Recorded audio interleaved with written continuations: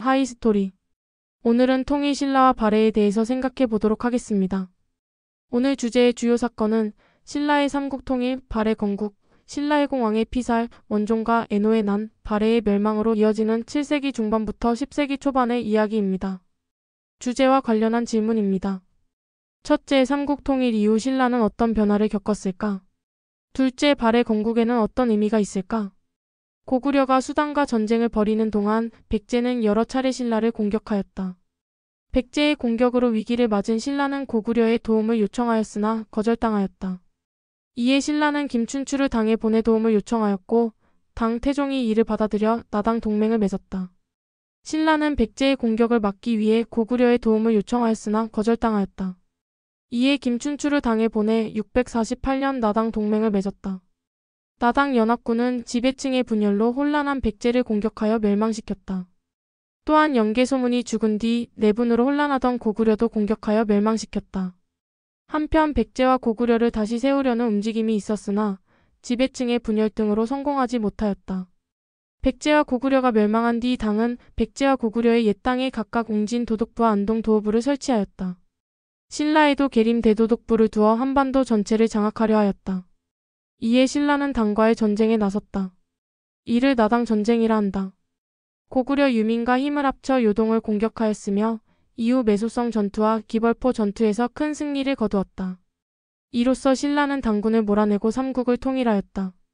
삼국 통일 전쟁은 삼국과 당, 외가 모두 참전한 동아시아 국제전쟁이었다. 티베트 고원에서 발생한 당과 토번의 전쟁은 나당 전쟁에서 신라가 승리하는 데에도 영향을 끼쳤다. 태종 무열왕, 문무왕이 삼국 통일을 이끌면서 신라 왕실의 권위가 높아졌다. 문무왕의 뒤를 이은 신문왕은 즉위초 김응돌의 난을 계기로 귀족 세력을 숙청하였다. 또한 유학교육기관인 국학을 세워 왕을 보좌할 관리를 길렀으며 관료전을 지급하고 노급을 폐지하여 귀족의 경제적 기반을 약화하였다. 한편 삼국 통일 이후 신라는 여러 제도를 정비하여 넓어진 영토와 늘어난 인구를 효과적으로 통치하려 하였다. 왕의 직속 기구인 집사부를 중심으로 정치를 운영하였다. 이에 따라 집사부의 장관인 중시시중의 위상이 높아졌고 귀족 합의 기구인 화백의 위상은 낮아졌다. 한편 감찰 기구인 사정부를 강화하여 관리의 비리를 단속하였다. 구주 오소경 체제로 정비하였다. 신라와 옛 고구려 백제 땅에 각각 3주를 설치하여 구주로 편성하였으며 그 밑에는 9년을 두고 지방관을 파견하였다. 9년 아래의 촌은 지방 유력자인 촌주가 다스리게 하였다. 신라는 통일 이후 지방 제도를 구주 오소경으로 정비하였다. 신라, 옛 고구려와 백제 영토에 구주를 설치하고 지방의 중심지에는 오소경을 설치하였다. 그리고 오소경에 고구려, 백제, 가야 유민을 이주시켜 통제하였다. 한편 지방 중심지에는 오소경을 설치하여 수도인 금성이 동남쪽에 치우친 약점을 보완하였다. 그리고 고구려, 백제, 가야 유민을 이주시켜 통제하였다. 그리고 촌주 등 지방 토착 세력을 일정 기간 수도에 올라와 근무하게 하는 상수리 제도를 시행하여 지방 세력을 견제하였다. 구서당과 십정을 중심으로 정비하였다. 중앙군인 구서당은 신라인뿐 아니라 옛 고구려 백제 말가림까지 포함하여 편성하였다. 지방군인 십정은 각 주에 일정씩 배치하고 국경지역인 한주에는 이정을 배치하였다. 8세기 후반 해공왕이 반란으로 살해되면서 진골 귀족 사이에서 치열한 왕위 다툼이 일어났다. 이에 신라는 150여 년 동안 왕이 20명이나 바뀌는 혼란에 빠졌다. 지방에서도 김원창의 난 등 반란이 일어나 신라 정부의 지방 통제력이 약해졌다. 해공왕 피살 이후 신라는 150여 년 동안 왕이 20명이나 바뀌는 혼란에 빠졌다. 이 과정에서 지방에서는 호족이 등장하였고 결국 신라는 후삼국으로 분열되었다.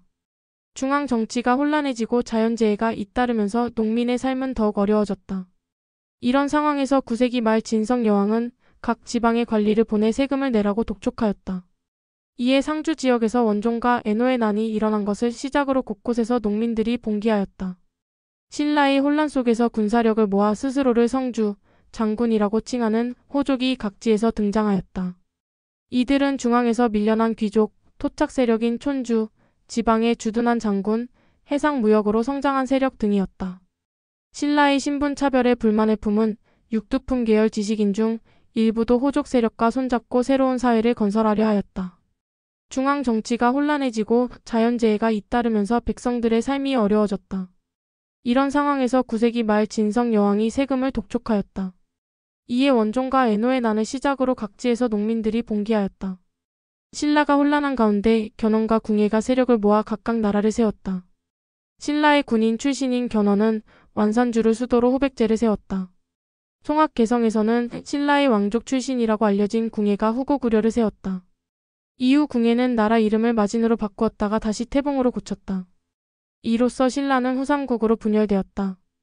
고구려가 멸망한 뒤 당은 많은 고구려 유민을 요서 지역 등으로 끌고 가 지배하였다.